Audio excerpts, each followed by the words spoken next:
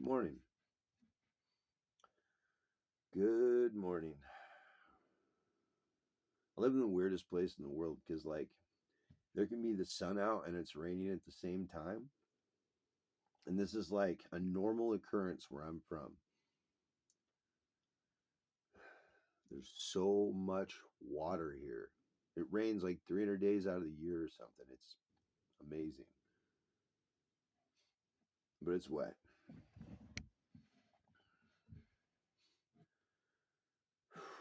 So this morning, we're going to go into something that, everybody's going to be, triggered over. You know how it goes. You get up in the morning, decide to go trigger the world, so you just make a video. You know how it is.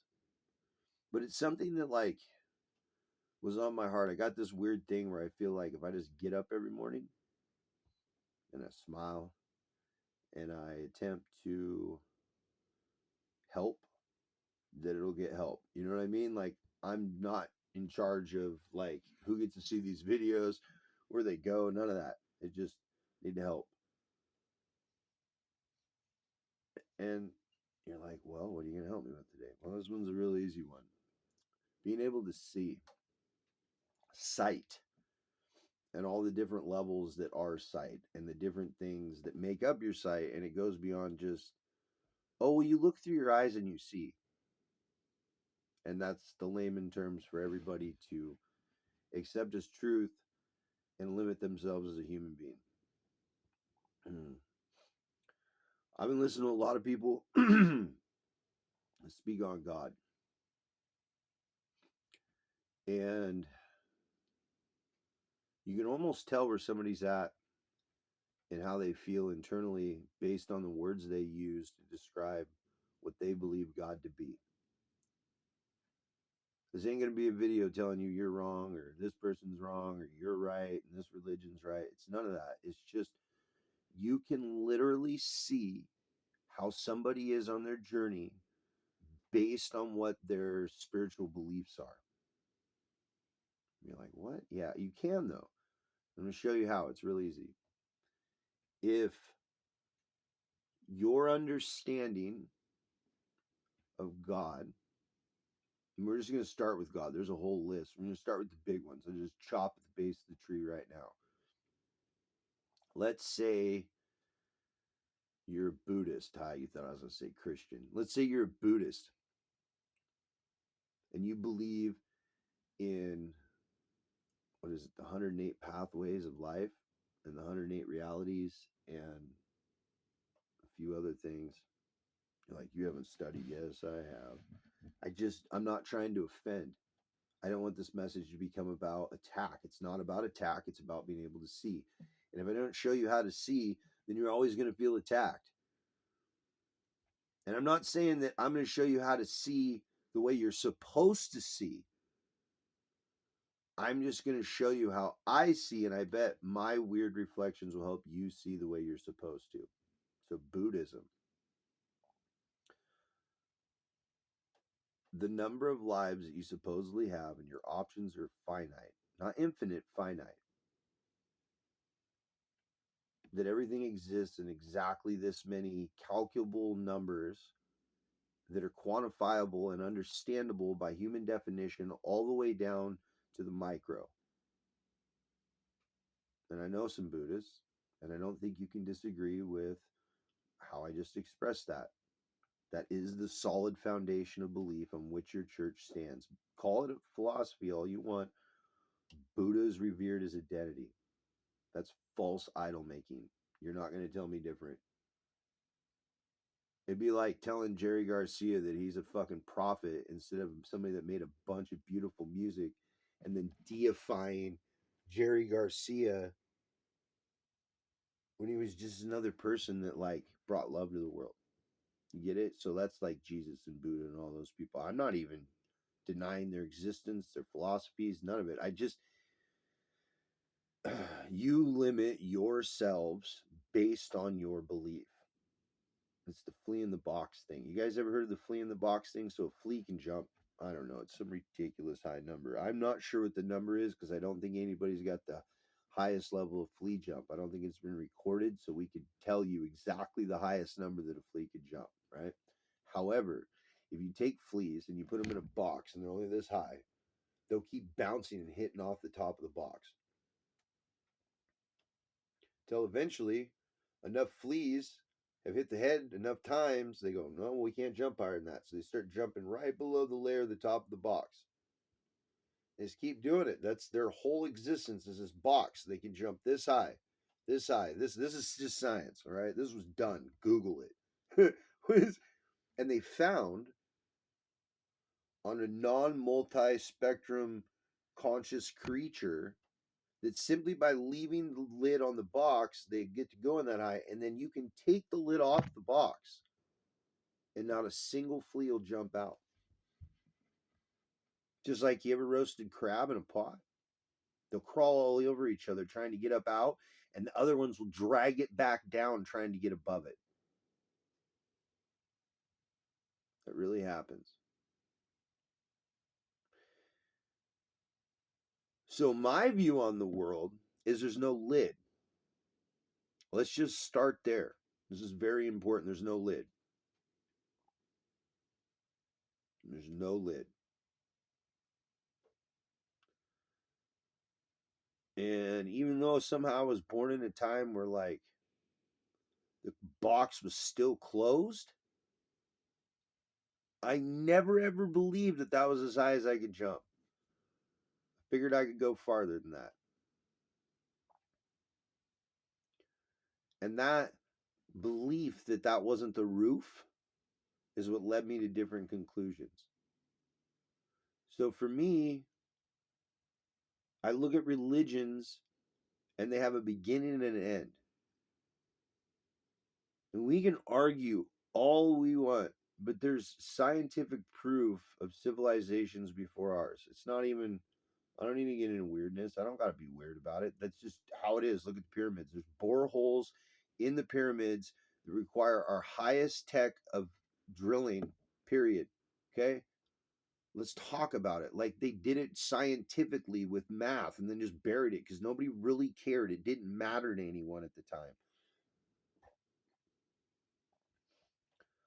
But this isn't. This is just this is just a cycle. This is the beginning of anything, and the idea that somehow the religion or philosophy that you currently follow isn't completely built on the bones of old religions and philosophies is you really got to be swinging for the fucking fences if you're absolutely unwilling to accept the fact that you're not unique in the way that you believe. Humans are still humans. It's literally programmed into us from birth, especially now in this day and age of technology, to like believe outside of ourselves because we experience reality. God almost must be outside of us, right? And even the philosophies that talk about God within us, it's still God limited within us. There's some kind of limit, like, and then there's all these other people that say, hey, well, you know, we're having a human experience. They're starting to see that like it's weird to be human, but it doesn't take away from the fact that there's a lot of people trying to control based on belief. And if you believe it, then they're winning. Listen, it doesn't even matter. Let me take let me take Satanism for an example. If in this reality they create something evil, they get something back in this reality. It's like it's a fake game because you can't take anything home with you when you die. There's no fucking trailer hitch on the hearse. It's one of my favorite songs. I love that song. There's no pockets in the pants you buried in. Nothing. It's just gone. Like everything, all your wealth redistributed to people that you loved, you left stuff to. all your knickknacks and memories thrown away and forgotten. 4 generations later, you never even existed. Do you know what your great great great grandfather's name was? I don't either. Hell, I don't even know what my dad's name was. But Satanists play a game where somehow the most important part of everything is based on how many ones they have in this reality. And no matter how many ones they stack, they only get the number one in this reality. They have one of this and one of that. They can be unique in this way. They can get a unique blessing that way, according to their how they believe. It doesn't matter. It doesn't matter. All they got was the number one. And they already had the number one, but someone made them believe that the only way they could have the number one is if it was given from an external source. It's that limit. That's what you get for the deal. Well, what if I wanted all these other things? Should have thrown it in the deal. Yeah, but I think I want some more stuff in there. You should have thrown it in the deal. And then you lose fact or sight of the fact that like you created the deal in the first place. So how do we combat this? This is really, really like how do you have to see it, and in seeing it, deny it. And I don't even mean like as a religious standpoint. In the name of Jesus, help me, Jesus. And I'm not mocking you, but at the same time, you sound like a fucking clown talking like that. From everything I've read in the Bibles that have either been censored or not, we'll take your pick. The Council of Nicene, that was 110 years after Jesus Christ was supposedly alive. And I'm not saying he was or wasn't. I'm saying that this is the history of the Bible. And then after they figured it out, they killed 92% of the entire world population for 112 years. That's what the Crusades were. 92% of everybody that believed anything other than Judeo-Christianity was put to the sword. That's just how it was. And I encourage you to understand history, because history shows you the lies. History shows you the lies. And the winner in history, because it's warlike, we have been in a warlike time zone since as far back as we have recorded. Even in the Bible, it just talks about just waylaying your neighbor and kill them all and rape their children and spread your seed. Like it's the original Vikingness in the Old Testament. Like it's Van Halla and Thor and all of those. Like you could take the Old Testament and put it in a Norse mythology book and it would match. It would match in so many ways, with so many analogies and so many parables. Then you would question whether Jesus Christ even existed or did. And they tell you to have faith. Faith that something other than yourself will work out your life for yourself. And that's the trap. That's what you have to look for. It's that simple. I would explain a really hard truth that I came across one day, and I've been holding on to it my whole life, and I ain't let go of it. You are free. Free to make any decision that you want based on your decision to create it in your mind and then go forward in this reality and make it happen. You can do that right now. You can choose right now to do anything you want.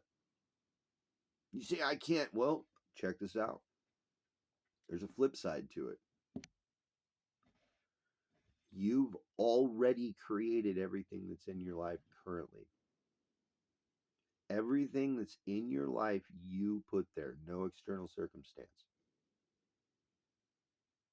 How you dress, what you like, who you're dating, what you own, what philosophies you follow. Anything that is in your life as a truth is your truth because you made it truth. And even if it's not true for anybody else, the way you see it, this is truth.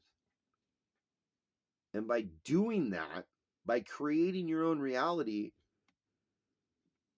what you've done is cause this divide, right? There's a divide between the two of creating reality and liking your creation. Being able to see in your life, not things as a positive, negative. Oh, this hurts my feelings. Oh, this makes me happy. Oh, this makes me mad. But looking at it as the things in my life that I've currently put in my life, do they long term build a support system for me to feel stable as a human being? And I'm not talking about money. Money's fake. I hate even saying that. The conversation, we'll do money one day. We'll do a whole conversation on money. But like, you can easily take out anything you want out of your life. Just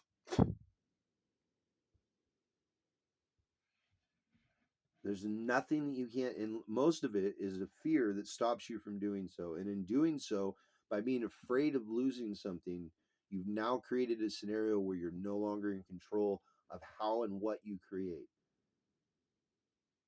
based on fear, mostly fear of loss, self worth, which are two different fears. Physical loss, spiritual, emotional, mental loss. They're completely different. And then there's the fear of death over on the other side, just like we talked about. But they're not the same fear. It's not the same fear. It's different.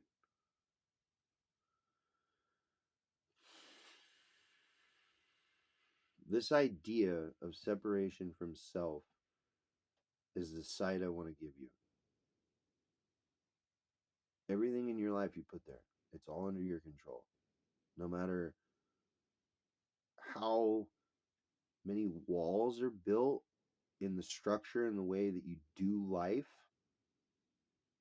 you built every brick to put that structure in place, and you could tear that structure down. And that's where it gets scary because you don't know how to make a leap of faith, right? Like, how do you step out of everything you've ever known to allow new things that were always supposed to be there to come in, but you build everything up so nothing could get in? Do you understand? Like, do you really feel? And you got to ask yourself this. This is a heart check. Do you really feel like you're here to suffer in the world? Like, this isn't supposed to be fun? Like, we're not supposed to be just enjoying ourselves and making and creating, and like, this whole world's a Pablo Picasso painting, man. Like, you can paint on any corner of the canvas you want, but no matter who paints on it, it just gets prettier. It just gets prettier and prettier and prettier. But pretty soon you're like, bro, look what we all created. And everybody's got like this little corner. That's life. And you can like expand your corner out or contract it in as big or as small as you want, but it's like all yours to create on that canvas. That's a canvas for everybody to be like, that's reality. I believe that to be reality. Your beliefs do not trump my beliefs, and my beliefs do not trump your beliefs. Do you understand that? So instead of there ever being able to even be a conflict of beliefs, you have the absolute beauty and power to believe however you want in your individual created world that you've created everything into, and I have that right too. And there's no right or wrong because however you think it is how you're painting on the canvas. As I've stated before, the only one to destroy somebody or to take control of their life is to make them believe that they're less than a perfect creator for their life. It's really, really weird to watch. And so you got to look out for this. You got to look in the eye of truth. And what do I mean by that? It's really simple. It's really, really, really, really, really simple. How does it make you feel? The real you. How does it make you feel to make somebody feel like less? How does it make it feel for you to make somebody feel like they're more?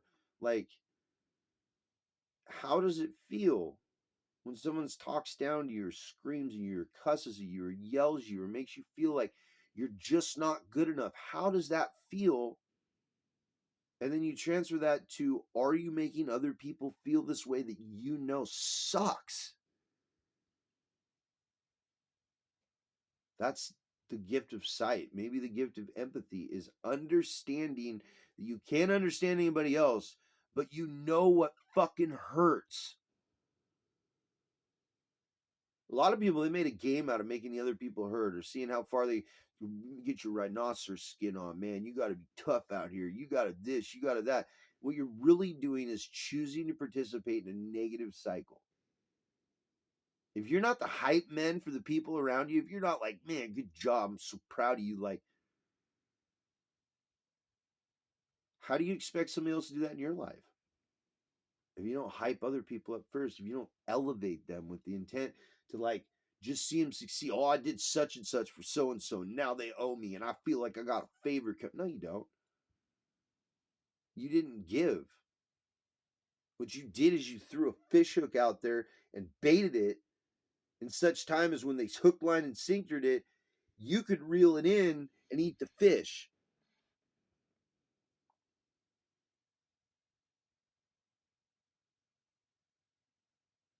So here's the other way to view it. And I hope this helps. I like parables. They're fun. Makes you think. What did I really say? This really, really smart man one time, he said, there's two kinds of love in the world. There's real love and there's fish love. And someone asked him, said, well, what do you mean about the different what fish love? I said, yeah. And it went something like this. I do it my own version, right? Because my memory's shot. Maybe it isn't. I don't know. I can't remember. And so the point is he said, fish love is literally what it says. Let's say you love fish. You love the taste of them. You love fishing. And so what do we do when we love fish? We buy a fishing pole, get our fishing license, some tackle. Some people like to go drink, smoke. Some people like to be sober. Some people like to fish next to highways. Some people need to be so far up in the mountains that no one can ever hear them. There's layers and layers and layers of it. But all these people have a common denominator. They love fish. And they use this activity to relax, to meditate, all these things, right? But the thing is they don't really love fish. What they love is consuming the fish. They catch the fish, they eat it, they got the different spices, the little knick-knack ways they do it over an open fire. Maybe they take it home, maybe you're feeding your family. But the point of fishing for you is to consume.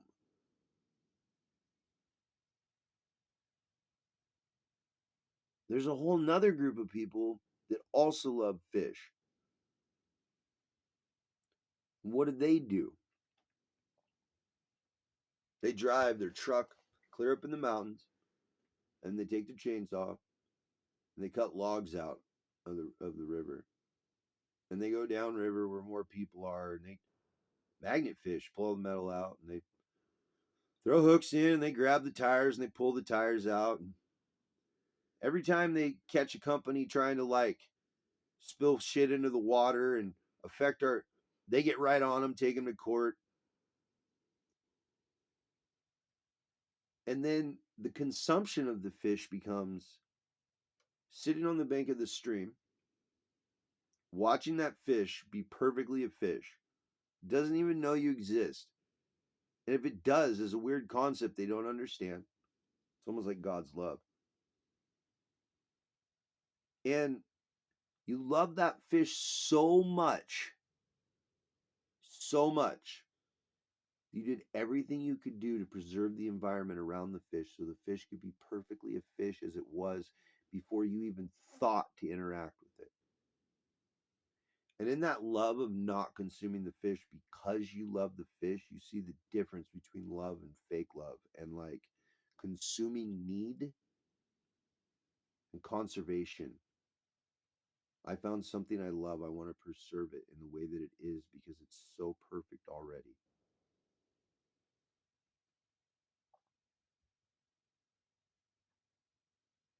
Don't limit yourself to somebody else's view of who you are. You can't do it. You can't give your power away anymore. None of you can. I'm putting my foot down. I had enough of watching it happen. Like, we're going to get it together as a generation. You know what I mean? Like, nobody's got power over you. Nobody. If you were to transfer everything you owned into someone else's name, the only thing that would matter is as long as taxes were getting paid, nobody cared where that stuff went. And if you no longer had enough money to have to pay taxes, they would no longer come after you to pay taxes. You don't have anything. What are they going to do? You haven't made enough money according to law to even pay taxes anymore. That's extreme, but it's my point is you have to choose evil for evil to come into your life. Choosing the lesser evil is still choosing evil. It doesn't change a thing. You have to be willing and courageous enough to choose truth. You don't even got to look at it like good and evil. Just is it true or is it false? Like, you don't even have to look at it from a religious standpoint. How does it make me really feel if X, Y, and Z happens? I encourage each one of you to, like, when you're in your river, if you watched the river video and you thought you maybe resonated when you're standing in your river, could you remember to love yourself? Could you do that for me? Could you remind yourself to love yourself as you're standing in your river and you're like letting go of all the things that are making you cry and making you feel shitty and you're starting to kind of maybe view it differently? Can you just love yourself and do that by starting to talk with yourself about things? Create a dialogue in your head with yourself and then show up for it. This is really bothering me. Why is this bothering me? And you just talk yourself through why it's bothering you. Be your own counselor. Unless it's like so serious you just need somebody to figure it out for you and then like still talk to yourself and love yourself and just I'm perfect because that's the part of this that ends the whole loop that we're on, right? Is I'm perfect just how I am. I have all these things that I'm working on. I have all these trials and tribulations. I have all these bad patterns and behaviors and all this trauma. I have all of these things and I'm perfect for it. Perfectly imbalanced, perfectly shitty. My attitude's fucked. The way I treat people's terrible. I don't care what the example is. Just have the dialogue that it's happening.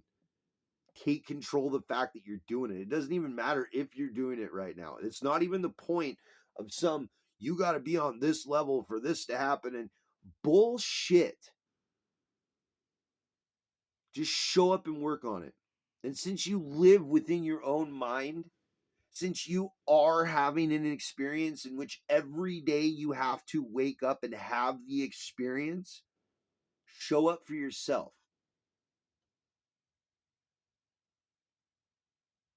This is what's worked for me, for my path. This is what keeps me on track. Even if, like, it's raining, the sun is still out. Pouring down rain, thunder, lightning, but I can still see blue sky. No matter what.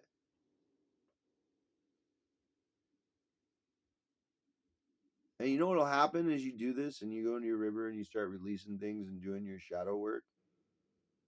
Your worst days will be so much better than your old good days. Like, even your best day isn't as good as your worst day now. And I don't care what anybody tries to say, it only gets better. The lighter that you get from releasing the things that don't serve you, from stepping away from people, places, and things that were terrible for you, the more courage you show in taking back control of what your life looks like because you're creating it. Oh, it just gets better and better. It just gets better and better and better and better and better and better. And it doesn't stop. And it literally just requires being consciously aware of how you're treating other people. And if you treat him like shit and you're happy about it, hey, I get it. I see you. But the only way that works is if other people don't see you. And as more people see you, as they learn how to see a different way, in a way that resonates with their own soul, like all together actually resonates with their soul, there'll be less and less people able to manipulate and control or be negative or fucked up towards. It'll get less and less because once the fear's gone, then they have to deal with righteous anger. And that's how small people's power are. Do you know what a negative person, an evil person, a manipulative person, someone that has all these traits that they want, do you know what their biggest fear is? People finding out the truth of who they are. Number one motivating fear behind 80% of what people do at this point, of being found out, of no one wanting anything to do with them because of who they actually are. It's powerful. And as soon as you can see them, they will either run or fight. And if you're already standing in your power and you're like, oh, you want to have a little get together? We have a little one on one. They won't show up. They'll never show up. If they do, and you need someone to get your back, just give me a call. I'll come over there with you and we'll just figure it out. You know? So I'm not promoting these videos at all. I'm not spending any money on them. I don't have any friends. I don't even know if I have subscribers. I'm not even sure how to check that. So if these videos do find you somehow, then they were supposed to find you, I guess. Maybe. I don't know. But here's something that I've always felt in my heart, and I want to share it with you for the end of this video, is I've always felt like a signpost, right? But like I'm buried. All right. Like you have to go through the rabbit hole, down through Wonderland. You got to make a left. You go into that alternate reality. You go up, and I have a house right there. It's my house. Can't take it from me. No one can take it from me. It's my metaphysical house. Okay. You can't even find it. But you just did. And the house, all it is just a board. And it says you can go this way, you can go that way, you can go that way, you can go that way, this way, that way, this way, that way. Go whichever way you want. But why the fuck are you here? How? You should be real proud of yourself to get this lost. Real proud. How? How did you come here?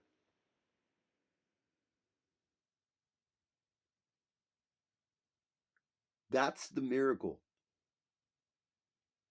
Not that I reflected on something that may help you, that somehow, with no subscribers and no way you guys can't show up. I didn't invite none of you.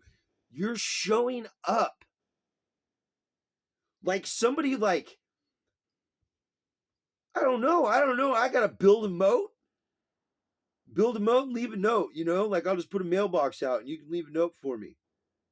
Because I'm completely uncomfortable with you showing up at my sign. In fact, there's been so few people over the years that could actually find this signpost, that the idea that even 5 new people have found this post, that even 2 of you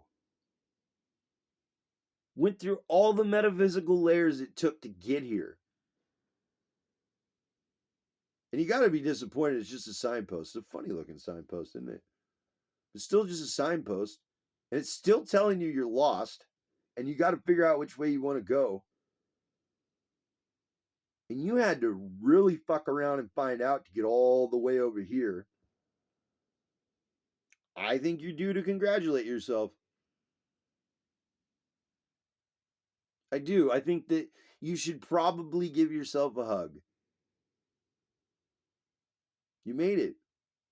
And by making it here,